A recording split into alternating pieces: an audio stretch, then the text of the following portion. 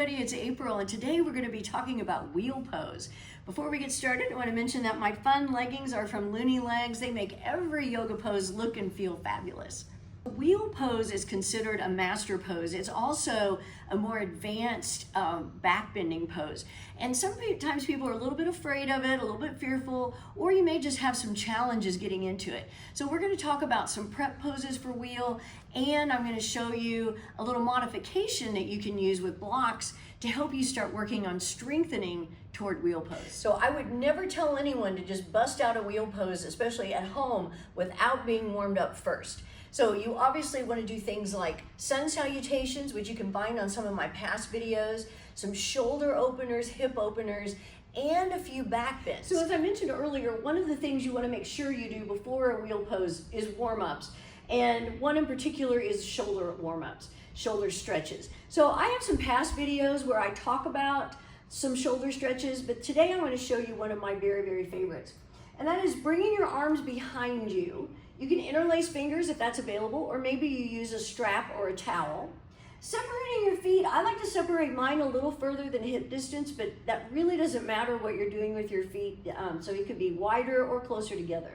Inhale, lift your chest, pull your shoulder blades toward each other. On your exhale, begin folding forward as you bring your arms away from your body, reaching your knuckles away from you.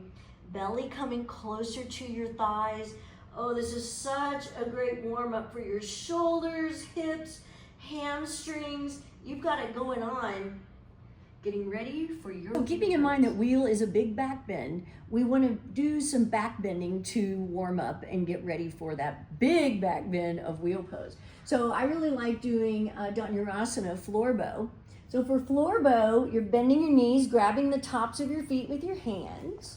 Maybe you can walk your knees and feet back together. Chin forward on the floor, let your shoulders relax. Get ready with a breath. And then begin kicking into your hands, lifting knees, lifting thighs, chest and shoulders peel up off the mat.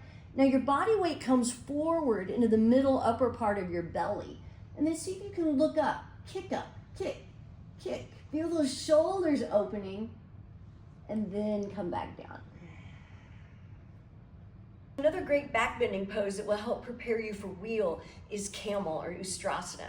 So for camel, you want to start with your knees hip distance apart, hands to your lower back like you're putting your hands in your jeans pockets. Engage your quads, tighten up your glutes, pull in your belly. Inhale, lift your chest and lengthen. Exhale, press hips forward.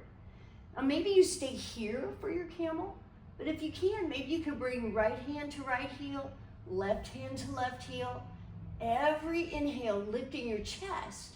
Every exhale, pressing hips forward.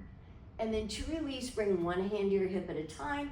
Sit back on your heels, knees back together. Another great prep pose for wheel is bridge pose. So for bridge, you're lying on your back, bringing your heels up as close to your hips as you can. Feet are flat on the floor. Roll your shoulder blades in a little closer together. That starts opening up your heart, which wheel is a big heart opener on its own. Inhale, lift your chest. Exhale, press your feet into the floor as you lift your hips and pelvis. And then maybe you roll your shoulder blades in a little closer together and interlace fingers.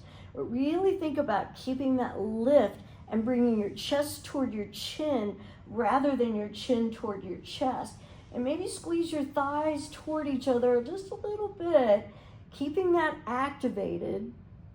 And then to release, lift your heels, release your grip, roll your spine down on the mat. So we've really gotten into the thighs and our hips and our shoulders. Got it going on, getting ready for your big pose wheel. So here's a little step-by-step of how to get into your wheel. So again, your knees and feet are hip distance apart, feet are flat on the floor. Bend your elbows, turn them to the ceiling, and bring your palms to the floor right by your ears, kind of out by your shoulders. Inhale, lift your chest. Exhale, lift your hips and pelvis. Now do this methodically. Press into the floor with your hands, lifting your chest, feeling your heart opening up. This is so invigorating. And one of the great things about wheel is that it's energizing, it helps relieve stress, helps prevent depression. You've got it going on while you're pressing into your wheel. And your goal is to try and straighten your arms. So think about pressing your armpits away from you.